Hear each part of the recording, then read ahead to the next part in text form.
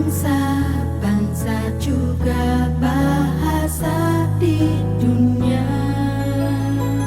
semua dalam rancangan mulia. Sejak manusia jatuh dalam dosa, Tuhan rancangkan keselamatan. Tuhan inkarnasi turun ke bumi sebagai tanda tahun Masehi, tahun yang berjalan hingga kini. Bukti dunia ada dalam genggamannya, sungguh mulia. Dia atur segala masa di dunia, Tuhan Raja segala raja. Seluruh dunia hormati hari Minggu, harinya Tuhan, untuk mengingat hari kebangkitannya. Semua yang di bumi memuji namanya, sebab Tuhan Sang Empunya surga bumi layak disembah. Sampai hari ini telah terbukti kuasanya.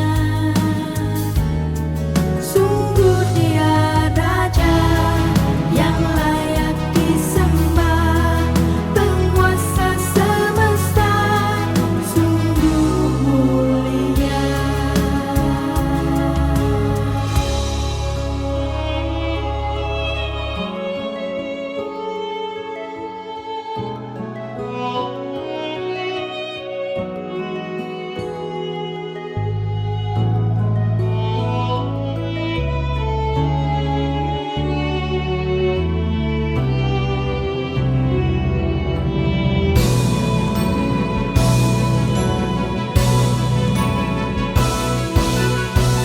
Le Adon Molang, Asher Malah Beterem Kol Yitzer Nifrale, Edna Asa Behef Sokol, Vehu Haya, Vehu Hope, Vehu Iye. Asai Melexmo, Nikafe Achare Kitwa, Hakol Lefado, Vehu Echad Ve'en Sheni, Vehu Haya, Vehu Hope, Vehu Iye Betivara.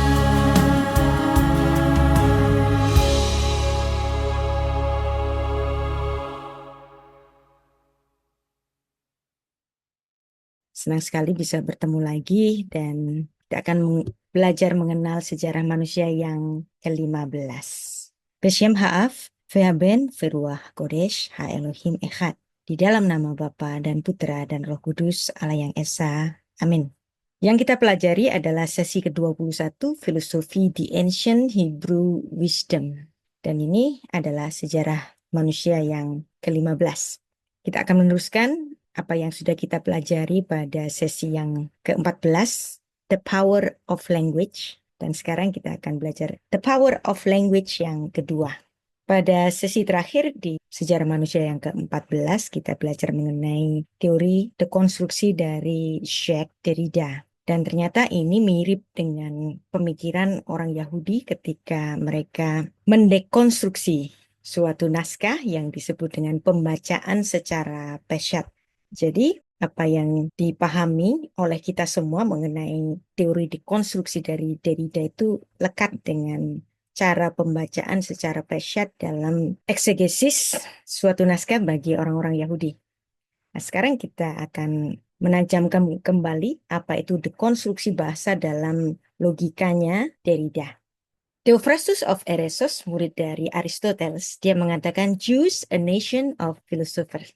Jadi sebenarnya gudangnya para filsuf itu adalah orang-orang Ibrani yang diakui oleh banyak filsuf dunia termasuk Theophrastus of Eresos, Platon sendiri, dan juga Philo.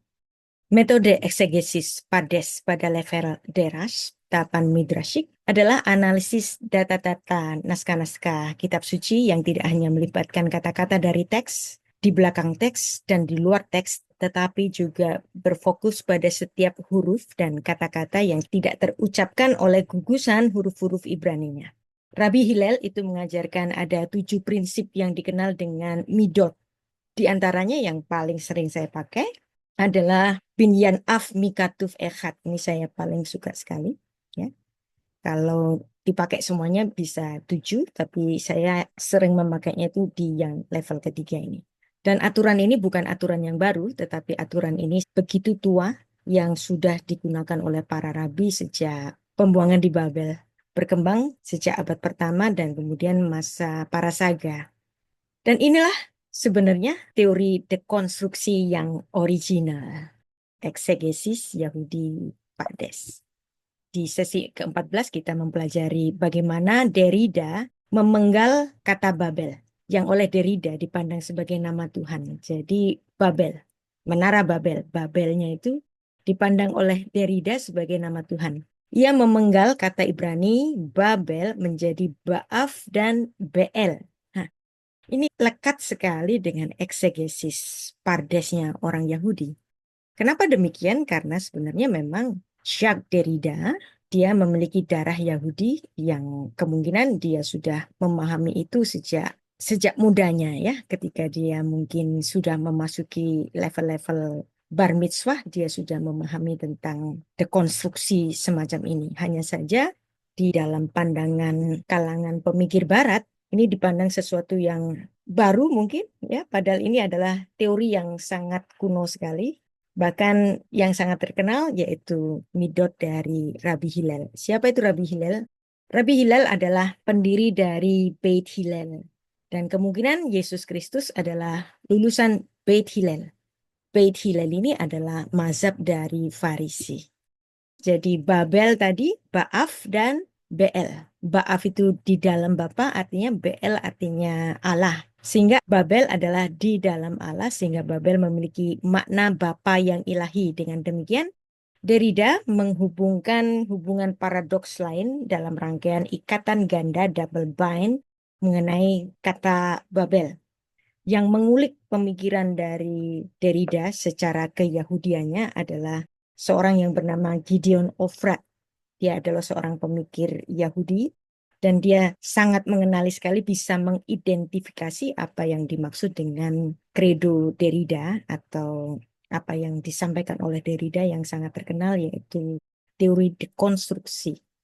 Bapa Surgawi adalah sumber bahasa. Dalam kemarahannya dalam pembangunan Menara Babel, dia juga menarik karunia bahasa. Kemudian dalam kekuasaannya, Allah membuat keragaman bahasa dalam peristiwa itu. Dengan demikian, kekacauan bahasa pada Menara Babel memunculkan aspek teologis dalam penerjemahan. Tuhan yang menganugerahkan namanya, yaitu Babel sebagai Allah Bapa, secara bersamaan kata Babel bermakna ocehan dalam kekacauan bahasa. Demikianlah Nimrod yang saat itu sangat berkuasa, almighty, tidak ada yang dapat menandinginya. Segala pekerjaannya dapat dikacaukan oleh karena orang-orang yang bekerja kepadanya tiba-tiba berbicara dengan bahasa yang berbeda-beda. Banyak orang memandang bahwa nama itu nggak boleh diterjemahkan. Demikian juga menurut Derrida. Dan ini juga sama dengan apa yang dipikirkan oleh Rambam about the name of God. Nama Tuhan Babel tidak dapat diterjemahkan. Dalam credo Derrida, konsep Menara Babel mewakili masalah penerjemahan. Yang dalam setiap penerjemahan tentu saja kita akan menemui banyak sekali loss in translation. Bahkan dalam karya sebelumnya, Dissemination tahun 1972, dalam karyanya menggambarkan konsep kunci dengan nada yang sama bahwa Menara Babel memuat banyak bahasa dan tulisan-tulisan yang membaurkan satu bahasa kepada bahasa yang lainnya. Setelah menciptakan alam semesta, karunia pertama dari Tuhan kepada manusia adalah kekuatan untuk menggunakan kata-kata menamai hewan. Jadi, Adam ketika ditempatkan di Taman Eden, dia langsung bisa berbicara. Dan dia menggunakan bahasa dan dapat mengklasifikasikan setiap binatang yang dibawa kepadanya. Dan ini menjadi satu awal proses intelektual yang menjadi ciri khas dari Homo sapien. Fayihi ha'adam lenefesh chaya ditulis dalam Kejadian 2 ayat 7 dan kemudian Targum yang menerjemahkannya ke dalam bahasa Aram dengan komentari menerjemahkan kalimat Fayihi ha'adam lenefesh chaya dengan kalimat Aramaik di Adam leruah mimalea yang artinya manusia itu menjadi roh yang berbicara. Dan ini yang membedakan manusia dengan makhluk-makhluk lain. Hanya manusia yang memiliki kemampuan memberi nama kepada anggota spesies yang lain termasuk anggota spesiesnya sendiri. Nah, di sini bahasa manusia seolah-olah merupakan cerminan ucapan ilahi di dalam nama-nama. Dan hanya manusia yang memiliki kekuatan berbahasa demikian. Jadi demikianlah bahasa yang kacau pada Menara Babel juga memberikan berkat yang lain di mana nanti ada perbedaan-perbedaan bahasa.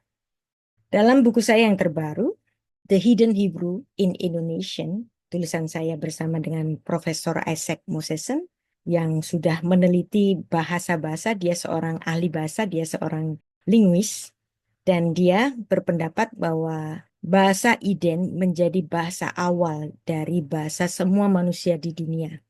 Bahkan bahasa Ibrani berasal dari bahasa Idenik. Dan kemudian dia juga meneliti bahasa-bahasa yang lain termasuk bahasa Indonesia yang dalam rumpun Austronesian juga dapat ditarik kesamaannya dengan bahasa Idenik yang menjadi bahasa bagi seluruh umat manusia di bumi yang kemudian melahirkan bahasa Ibrani.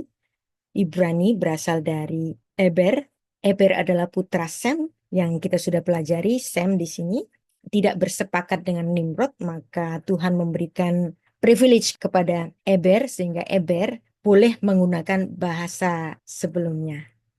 Sekarang kita akan mempelajari bersama, kalau tadi kita mencoba memahami apa sih itu teori dekonstruksi Derrida, sekarang kita akan mempelajari teori dekonstruksi dari Torah dengan eksegesis Yehudi Pardes yang harus memulai setiap pembacaan dengan pembacaan secara pesyat, jujur lurus apa adanya secara harfiah. Bahkan mereka membaca suatu naskah Ibrani itu dengan analisis setiap huruf-hurufnya. Bahwa Allah saja yang menciptakan alam semesta dan ini adalah penerjemahan umum untuk Kejadian 1 ayat 1. Pada mulanya Allah menciptakan langit dan bumi. Bereshit bara Elohim et hashamayim ve'et haaretz. Bahwa sang pencipta alam semesta hanya Elohim saja. Sehingga Kejadian 1 ayat 1 menjadi dasar dari pemahaman monoteisme. Hanya Elohim bara, dia yang menciptakan alam semesta. Dan ini menjadi mula pertama kalimat di kitab suci kita. Kitab suci Torah. Kitab suci Torah itu dihormati oleh orang Yahudi, orang Kristen, dan orang Muslim. Jadi saya lebih suka membicarakan hal kesamaan dari tiga agama samawi ini. Kalau bicara sama saya jangan ngomongin kontradiksinya atau perbedaannya. Mari kita bicara tentang kesamaannya yang dimana kita sama-sama menghormati tulisan Musa yaitu kitab Torah. Yang dimulai dari Kejadian 1 ayat 1 dan ini adalah gambar yang umum sebagai suatu ilustrasi bahwa penciptaan alam semesta itu hanya suatu permulaan in a beginning, tapi bukan permulaan dari segala sesuatu. Bukan the beginning, tapi a beginning saja, permulaan. Suatu permulaan saja.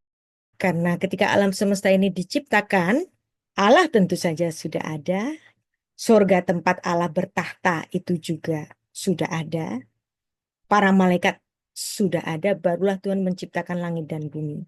Seolah-olah alam semesta ini ada di genggaman tangan Tuhan.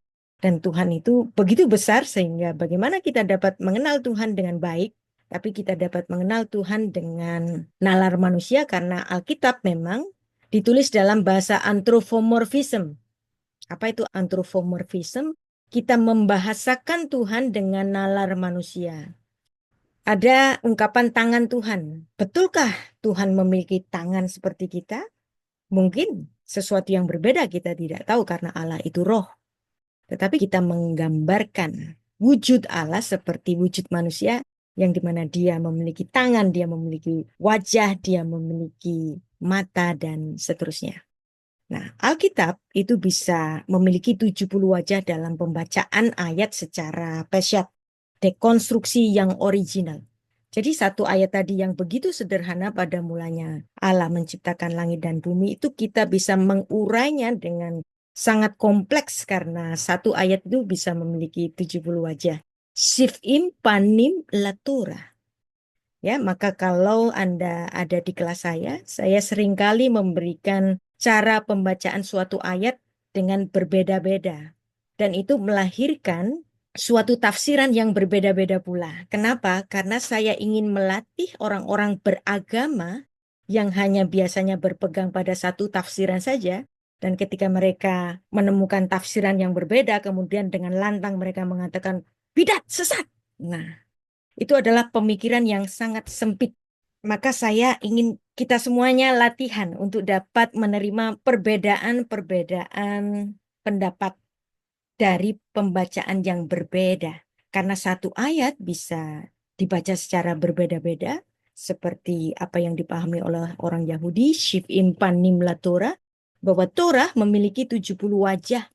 Dan ini untuk ungkapan macam-macam penafsiran Torah yang berbeda. Ditulis dalam Or HaChaim on Genesis pasal pertama. Dan bahkan orang Yahudi mengatakan, satu ayat yang kelihatannya sederhana, kamu puter-puterin deh. Dan kamu akan menemukan segala perkara ada di dalamnya. Hapogba, veapogba, dekolaba, ubah, teheshe, berbalik-baliklah di dalamnya, di dalam kitab Torah itu. Dan berputarlah di dalamnya, maka segala perkara ada di dalamnya. Dan di dalamnya engkau akan memiliki wahyu kehidupan. Profesor Komarudin Hidayat, ini ada buku yang saya sangat favorit, Memahami Bahasa dan Agama. Beliau mengatakan terjemahan adalah tafsir terpendek. Kalau Anda membaca Torah dalam terjemahannya, kitab suci dalam terjemahannya, Anda akan terkurung pada tafsir si penerjemah. Padahal suatu ayat bisa dikembangkan, didekonstruksi dalam macam-macam arti. Maka kalau Derrida mengatakan hampir tidak mungkin menerjemahkan Alkitab, apalagi Torah yang memiliki 70 wajah. Maka kalau Anda punya waktu untuk membaca kitab suci Torah, baiklah kita membacanya dalam aksara aslinya dan kita akan menemukan kekayaan di dalamnya. Kalau Anda hanya membaca terjemahannya saja, Anda akan terkurung pada tafsiran si penerjemah karena terjemahan adalah tafsir terpendek. Kenapa dikatakan tafsir? Ya, kata syamayim itu bisa bermakna langit, bisa bermakna heaven, surga. Lantas untuk menerjemahkan syamayim itu surga apa langit? Nah, di situ adalah pertimbangan dari si penerjemah itu mau milih yang mana. Nah, itulah tafsir. Maka kalau Anda membaca Alkitab terjemahan, maka Anda membaca tafsir. Seorang pendeta yang membaca Alkitab terjemahan kemudian mengkhotbahkannya di mimbar, dia menafsirkan tafsir. Jadi ada dua langkah tafsir. Seandainya dia membaca naskah dalam bahasa asli terus kemudian mengkhotbahkannya, menjelaskannya, itu hanya satu tahap tafsir saja. Maka penting bagi seorang pengajar jika mengajarkan kitab suci dia membacanya dalam bahasa asli.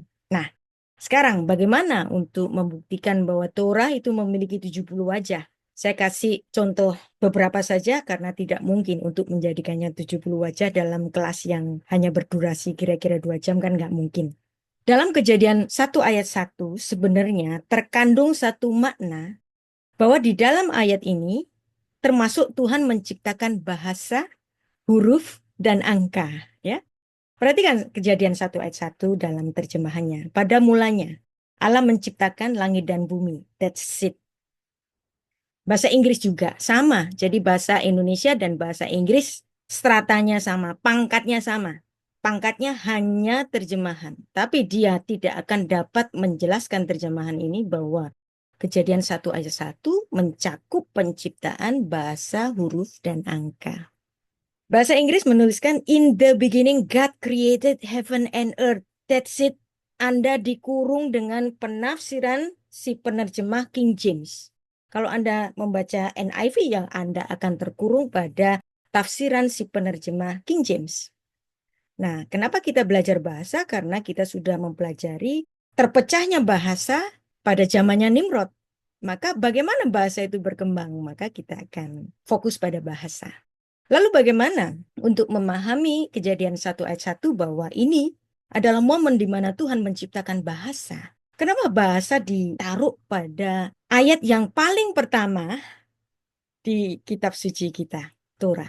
Yang dimana Torah itu dihormati oleh orang Yahudi, Kristen, dan Islam. Perhatikan kalau saya membacanya dalam bahasa asli Ibrani. Bereshit bara Elohim et. Et itu adalah aksara Aleph sampai Taf. Jadi ini bisa dibaca pada mulanya Allah menciptakan Aleph Taf. Aleph Taf. Nah, et ini bisa merupakan suatu partikel penanda objek langsung, tapi dia juga bisa didekonstruksi, dibaca secara harfiah, bahwa ini adalah momen di mana Tuhan menciptakan huruf Aleph sampai Taf.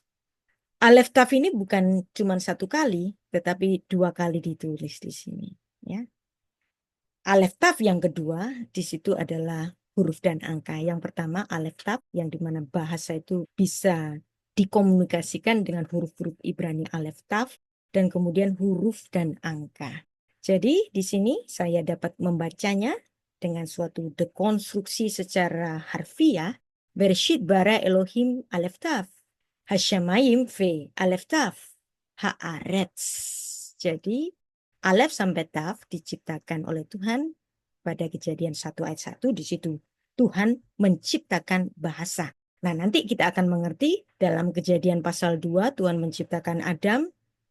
Ujuk-ujuk Adamnya bisa bicara. Kok bisa? Ya, karena bahasanya sudah diciptakan oleh Tuhan pada Kejadian 1 ayat 1. Seolah-olah kalau dalam pemikiran logika masa kini, bahasanya sudah ada, tinggal di-download dalam suatu hardware yang namanya Adam. Maka kemudian Adam bisa berbicara. Ya, menarik. Jadi demikianlah Bereshit, kitab Kejadian. Kitab Bereshit itu mencakup genealogi langit dan bumi, genealogi monoteisme, genealogi api dan air. Kapan Tuhan menciptakan api dan air juga di Kejadian 1 ayat 1. Dalam pembacaan secara pesyat. Dan jika demikian, kalau air itu memulai dari segala sesuatu, maka pemikiran ini akan lebih tua dari pemikiran Thales yang baru muncul ke bumi abad ke-6 sebelum Masehi, yang dimana Thales itu dipandang sebagai pemikir pertama dari para filsuf Yunani.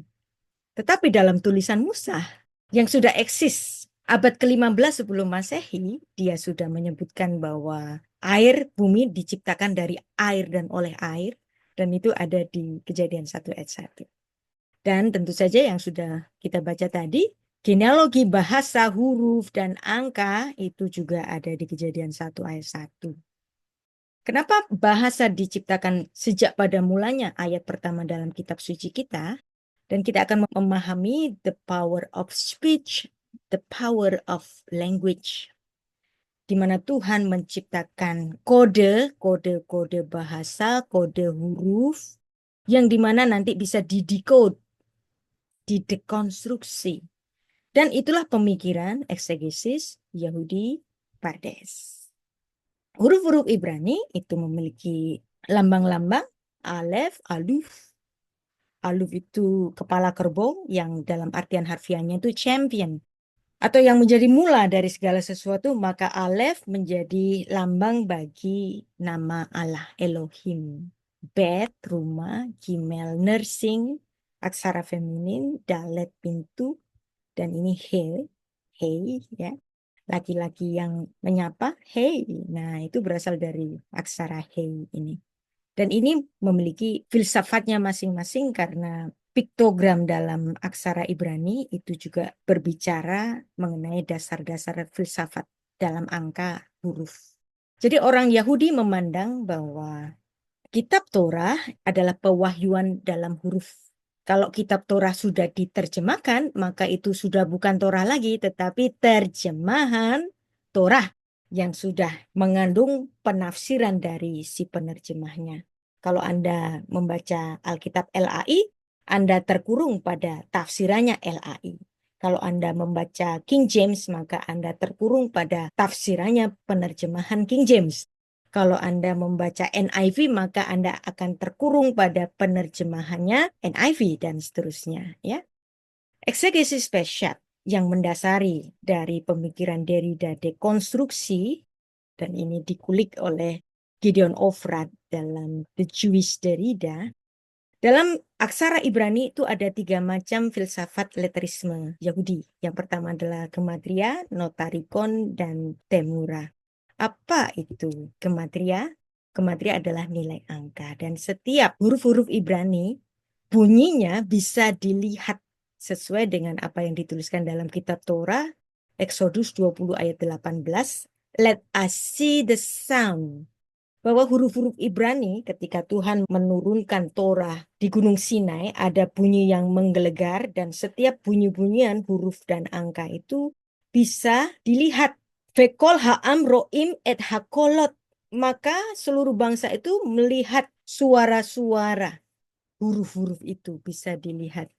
Maka kalau orang Yahudi melihat angka alef, aluf, aluf, alef, bisa didengar, bisa dilihat.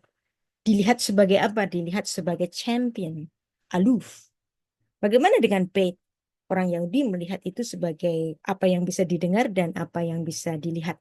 Bait, gimel, dan seterusnya. Misalnya di sini ada fe, mulut. Nah, fe, mulut. Aksara ini memiliki nilai 80 misalnya untuk nilai gematrianya.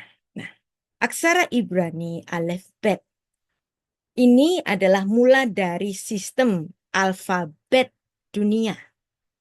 Anda mungkin bertanya mengapa bentuk alfabet pertama disebut alfabet. Sebenarnya ini berasal dari tulisan Musa. Alef bet, aksara itu muncul dari aksara Ibrani alef bet. Bentuk pertama alef bet ini dikenal sebagai proto-semit atau proto-sinaistik, dan edenik adalah mula dari bahasa Ibrani. Dan alef bet ini yang memulai istilah alefbet dalam aksara Yunaninya. Bentuk-bentuk alefbet atau alfabet proto-semit ini berubah-ubah sampai hari ini kita mengenal bentuk klasiknya, ya. Alef yang berubah menjadi betul-betul kepala kerbau, dan kemudian bentuk ikoniknya paleo selanjutnya, dan sampai kepada aksara Ibrani klasik alef yang sedemikian. Nah, jadi inilah aksara Ibrani alefbet, mula dari sistem alfabet dunia. Filsafat Ibrani, alef, bet, gimel, dalet, ini semuanya memiliki tanda-tanda huruf dan juga memiliki dasar-dasar filsafat di setiap huruf-hurufnya. Dan ini adalah evolusi dari paleo yang paling tua sampai dengan klasiknya. Kita mempelajari bahwa alefbet adalah sebuah filsafat dan pandangan bahwa filsafat dunia bermula dari pemikiran Semitik Alkitabiah. Ini bukanlah hal yang melebih-lebihkan. Sebab bagi Philo dari Alexandria, dia mengatakan dia memandang sosok Musa adalah filsuf terbesar sepanjang zaman, dan ini ada di dalam tulisan Philo dalam buku yang bertulis Peribium Mosios on the Life of Moses. Musa dipandang sebagai filsuf terbesar sepanjang zaman. Moshe Rabenu, Rabban, Kol Hanefiim. Baik, kita mempelajari apa itu filsafat huruf Ibrani. Yang pertama adalah gematria, filsafat angka. Kemudian notarikon adalah mempelajari setiap huruf-hurufnya, gugusan-gugusan hurufnya. Dan juga termasuk lambang-lambang yang ada di dalamnya. Dan kemudian juga ada filsafat huruf yang disebut dengan temura, permutasi huruf.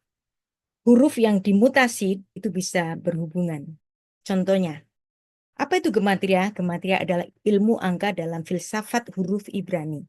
Misalnya ada kata nakhas, artinya ular, ya, nakhas. yang dimana nun itu bernilai 50. Nun. Nahas tulisannya nun, het, shin. Nun bernilai 50. Het bernilai 8. Shin bernilai 300. Nah, kalau kita jumlahkan, nilainya berjumlah 358. Nahas, ular. Lalu kemudian kita mengambil contoh kata-kata yang lain, yaitu Masyiah, Mesias. Mesias ternyata memiliki jumlah angka yang sama. Mesias itu tulisannya Mem, Shin, Yod, Het. Mem nilainya 40, kemudian Shin nilainya 300, kemudian Yod nilainya 10, kemudian Het nilainya 8.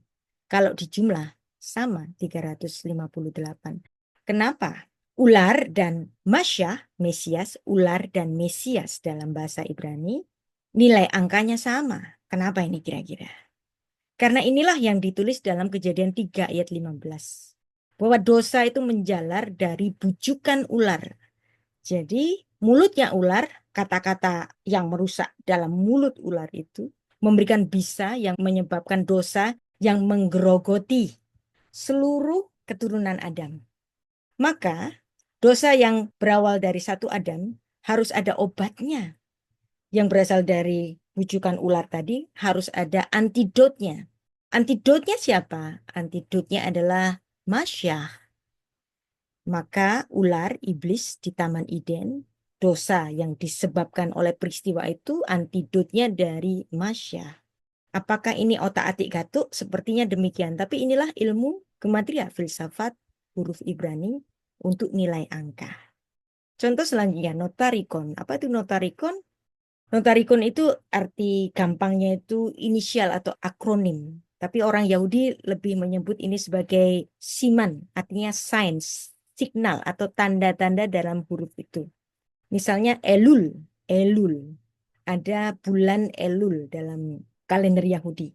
Elul adalah singkatan dari Aniledodi, Vedodili, yang dimana bulan Elul itu adalah bulan ketika orang-orang berdosa, orang Yahudi yang berdosa baik-baikin Tuhan dan mengingatkan bahwa bangsa Israel adalah kekasihnya Tuhan. Aniledodi, Vedodili. Saya pernah membuka kelas mengenai bulan Elul di Circle Indonesia dan Anda akan mengingat mungkin ya yang dimaksud dengan notarikon Elul.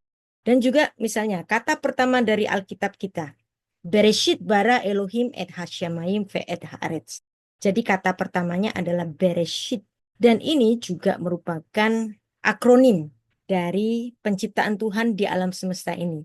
Bahwa kata Bereshit yang terdiri dari Bet, Res, Aleph, Shin, Yod, Taf itu adalah akronim dari ungkapan Bara, Rakia, Eretz, Shamayim, Yam, Tehom. Kalau diartikan ini menjadi satu kalimat penuh. Dia siapa? Dia Allah menciptakan cakrawala, bumi, langit, laut, dan samudra. Dan kata Bereshit ini menjadi suatu konklusi dari Kejadian pasal 1. Ya, bara rakia eret shamayim yam tehom. Dan kemudian masuk ke pasal 2. Nah, menarik sekali mempelajari filsafat huruf Ibrani. Dan inilah keindahannya bahwa bahasa itu memiliki power. Dan kemudian bagaimana dengan temura? Temura itu permutasi huruf. Misalnya saya ambil Adam. Adam itu gugusan hurufnya itu Alef, Dalet, Mem. Dibaca Adam. Tapi gugusan ini coba saya balik-balik. Memnya di awal, alefnya di tengah, daletnya di akhiran. Maka akan muncul kata meot. Mengapa Adam berhubungan dengan meot? Adam itu kan artinya manusia. Meot itu artinya lebih supreme. Karena Adam menjadi supreme being di antara atau dibandingkan dengan makhluk-makhluk hidup lainnya, maka Tuhan memberikan dominion, kuasa untuk menguasai bumi kepada Adam. Karena Adam diciptakan untuk meot. Nah ini temura. Apakah ini otak-atik gatuk? Itu kalau buat orang yang nggak ngerti. Tapi kalau orang yang mengerti mengenai filsafat huruf Ibrani. Inilah keindahan dari permutasi huruf Ibrani. Contoh lainnya misalnya Havel. Havel ini sering saya sebut Havel. He, bet, lamet. Yang arti harfiahnya itu mere breath. Setarikan nafas. Kemudian kalau saya permutasi, ya, saya balik-balik gugusan hurufnya. Misalnya bet di awalan, lamet di tengah, kemudian he di akhiran, maka akan terbaca balah. Hafel, saya balik-balik hurufnya menjadi balah. Balah ini apa sih artinya? Balah itu usang. Jadi makhluk hidup yang bernafas, karena dia berasal dari tanah, yang tanah itu adalah unsur fana, yang bahkan telah dikutuk oleh Tuhan sejak manusia jatuh ke dalam dosa, Kejadian 3 ayat 17, Arura ha'adama, terkutuklah tanah, maka kemudian tubuh manusia bisa menjadi usang, bisa menua, sakit, lalu mati. Itulah balah, usang, havel. Hidup kita yang hafal, setarikan nafas saja, sebentar saja akan menjadi balah, usang, menuju ke kebinasaan. Apakah ini otak-atik gatuk? Tidak. Ini adalah jenis filsafat huruf Ibrani, temurah, permutasi huruf. Nggak ada filsafat lain, bahkan filsafat yang dibanggakan banyak orang, filsafat Yunani pun tidak bisa dipikirkan secara demikian, hanya aksara-aksara Ibrani dan bahasa Ibrani yang memiliki filsafat huruf yang luar biasa. Ada gematria, notarikon, dan temurah. Dan bahasa Ibrani, seperti sering saya bicarakan, bahasa Ibrani itu seperti chemical language. Bahwa gugusan hurufnya itu ada simbol-simbol tertentu. Kalau saya bilang H2O, Anda langsung connect, oh itu air. Ya, karena kita tahu simbol-simbol unsur-unsur kimianya. O2 oksigen, CO2 karbon dioksida kita langsung tahu. Apa itu garam? NaCl kita langsung tahu. Demikian juga aksara Ibrani, bahasa Ibrani, Adam misalnya nama Adam. Nama Adam kalau dipenggal ada Aleph, lambang bagi Elohim. Kemudian dam, dam ini makhluk berdarah. Jadi makhluk berdarah yang memiliki unsur Elohim karena dia dihembusi nafas kehidupan oleh Tuhan, Kejadian 2 ayat 7, maka ada unsur Allah dalam diri manusia sehingga manusia memiliki khas yang tidak dimiliki oleh makhluk lain, yaitu apa? Dominion, kekuasaan terhadap makhluk-makhluk yang lainnya. Maka Adam, karena ada unsur Allah, maka Adam manusia adalah mandataris Allah di bumi. Nah, ini kan chemical language, mirip ya. Itulah filsafat huruf Ibrani. Dan saya membuka Torah Shelia Lecture di channel YouTube saya untuk membahas Kejadian 1 ayat 1 saja. Sudah sampai seri ke-10 hanya untuk membicarakan satu ayat saja. Dan itu kalau mau diterusin ya nggak akan ada habisnya seperti tadi.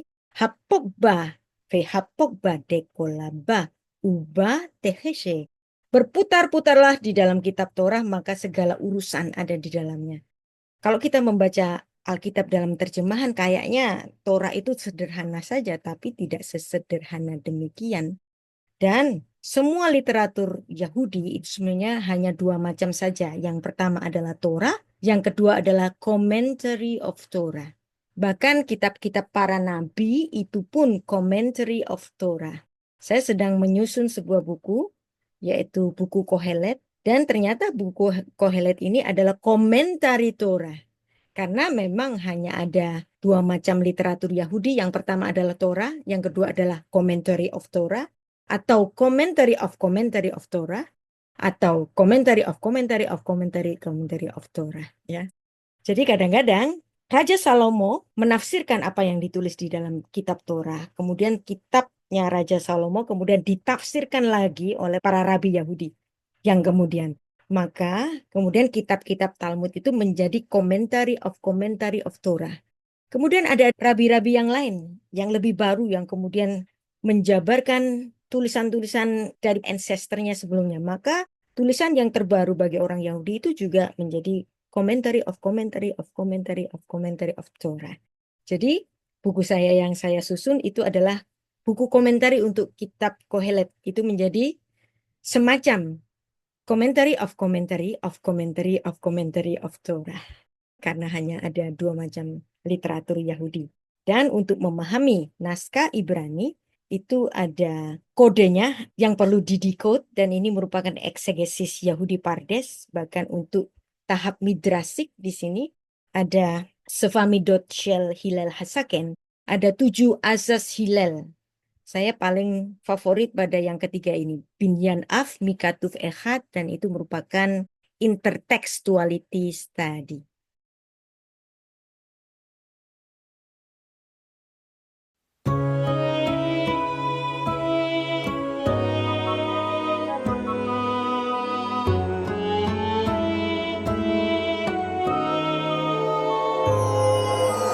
Hanya tertulis di Alkitabku, awal tercipta semesta raya, awal tercipta manusia dan bangsa-bangsa, juga bahasa di dunia.